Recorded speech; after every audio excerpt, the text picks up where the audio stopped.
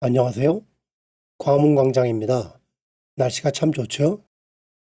광장 건너 KT 광화문지사에서 1020 버스를 타고 부암동까지 가려고 합니다.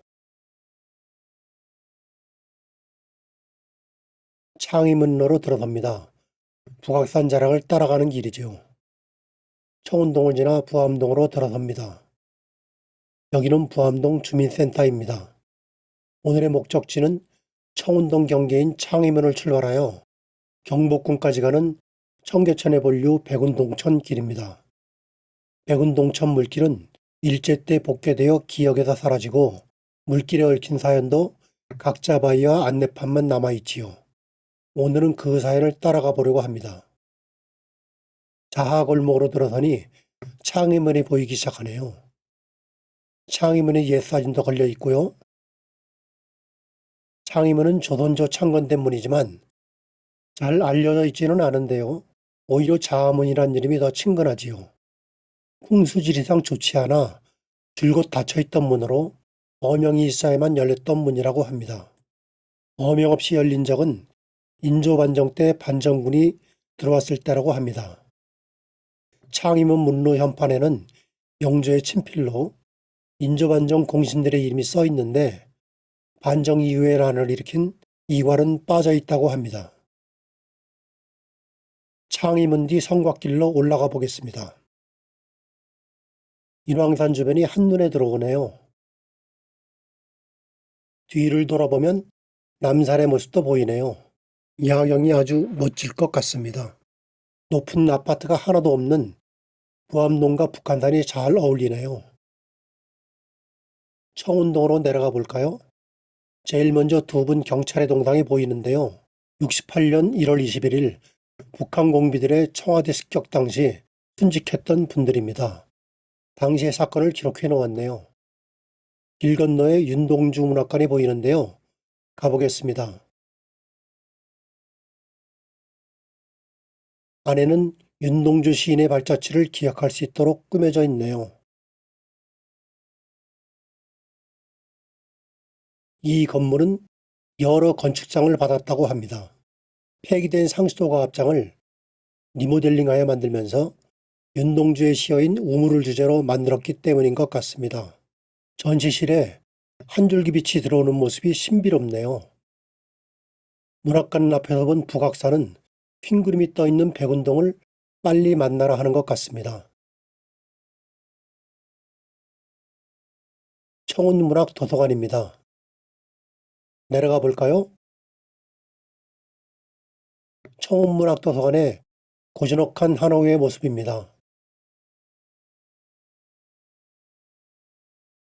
청운문학 도서관은 종로구 최초 한옥 공공도서관으로 독서와 사색, 휴식의 공간을 제공하고 다양한 프로그램을 운영한다고 합니다.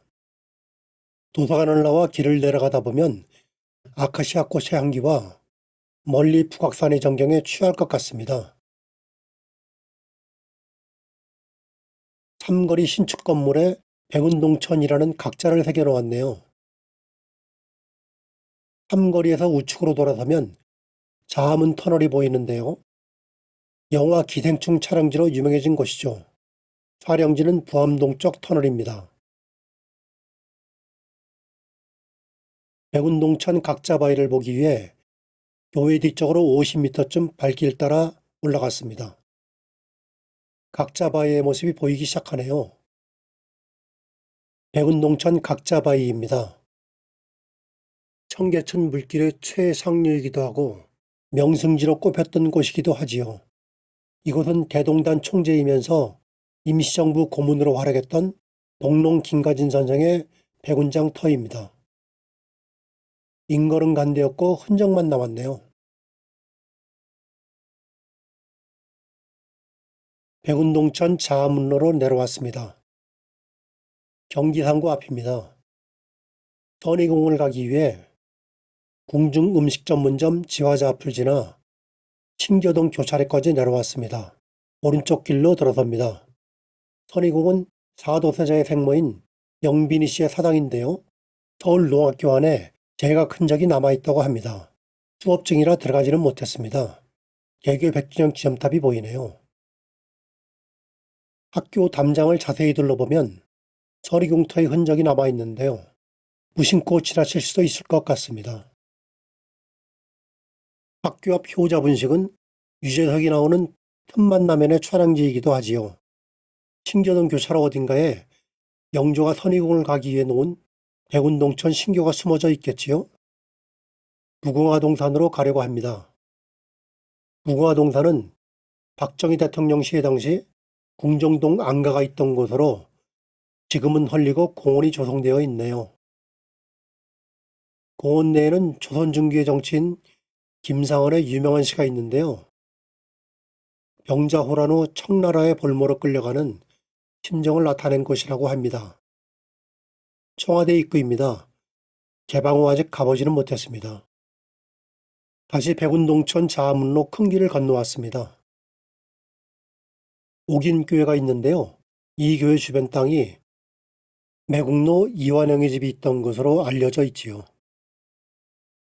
교회 옆에는 SNS에 이완영 집으로 오해받는 집이 있는데요. 외관이 서양식이라서 그런지 오해받을만 하네요. 비교적 최근에 지은 집이라고 합니다. 교회 옆 아름다운 재단 부지도 이완영의 집도로 추정된다고 하는데요. 이완영 땅이 이 일대에 3,000평이 넘는다고 하니 그럴만하지요. 주변 골목에는 비교적 한옥들이 잘 남아 있는데요. 이완영 소유의 땅이 일제강점기 분할되면서 지어진 집들도 있다고 합니다. 서울경찰청 사이버 수사과 신축 건물 앞에 왔습니다. 이곳은 부국상사로 알려진 옥인동 보안분실이 있던 곳입니다. 남아있던 보안분실도 지금은 대부분 다른 용도로 사용되고 있지요. 사이버 수사과 앞길에 벽화들이 있는 건물이 보이는데요. 정문에 자수궁터라고 써 있습니다.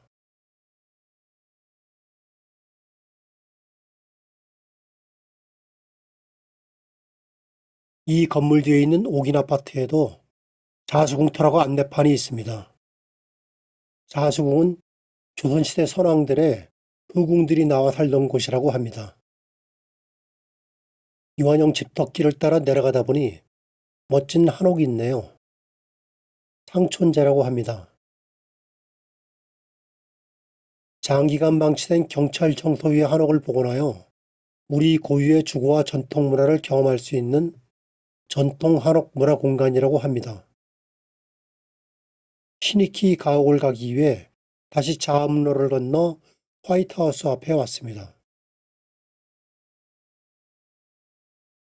성주빌라를 끼고 도니 해공 시니키 가옥이 보이네요.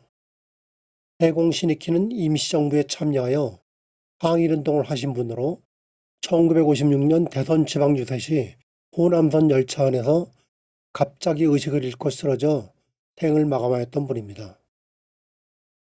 성주빌라 시니키 가옥 안내판 아래에는 쌍홍문터라고 적혀 있는데요. 효자동의 유래라고 합니다. 성주빌라 바로 옆 건물은 춘원 이강수가 해방 전후 납북될 때까지 살았던 곳으로 춘원의 처 허영숙이 병원을 하던 곳이죠. 화이트하우스 옆 골목 서울경찰청 경비단을 지나 효자로 경복궁길로 들어섭니다. 오래되어 보이는 건물이 보이는데요. 보안여관이라고 합니다. 보안여관은 과거와 현재가 함께 보존되어 있는 곳인데요.